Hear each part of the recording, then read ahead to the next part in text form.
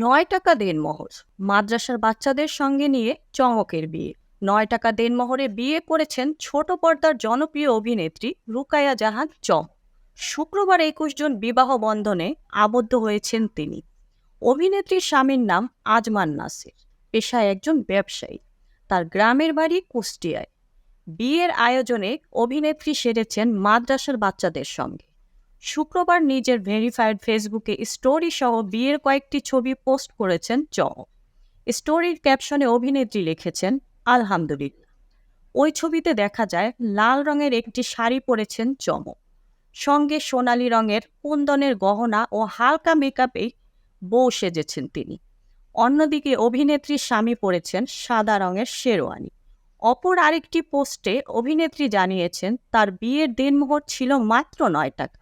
টাকার অঙ্কটা রাখার কারণ হিসেবে অভিনেত্রী বলেছেন, ৯ আমার জন্য লাকি একটা নম্বর। যেহেতু আমার জন্মদিন ৯ জুলাই, তাই আমরা এটা দেনমোহরে ৯ টাকা রাখার সিদ্ধান্ত নিয়েছি। কারণ আমরা দুজনেই বিশ্বাস করি একটা সুখী বিবাহিত জীবনের জন্য টাকা কখনোই চিন্তার বিষয় হতে পারে না।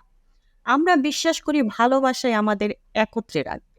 ২০১৭ সালে মিস ওয়ার্ল্ড বাংলাদেশ প্রতিযোগিতায় দ্বিতীয় রানার আপ হয়ে শোবিজ অঙ্গনে পা রাখেন রুকায়া জাহান চমক। এরপর ২০২০ সালে অভিনয় শুরু করেন। তার উল্লেখযোগ্য নাটক ও সিরিজ হল গার্লস স্কোয়াড, হাউস নং ৯৬, মহানগর, সাদা প্রাইভেট, অসমাপ্ত, হায়দার, ভাইরাল হাজব্যান্ড প্রভৃতি। এই ছিল এখনকার প্রতিবেদন। নিত্য নতুন সংবাদ পেতে চ্যানেলটি সাবস্ক্রাইব করুন এবং আমাদের ফেসবুক পেজ ফলো দিয়ে রাখুন। Mukta Parvez, desk report, BE news, Dhaka.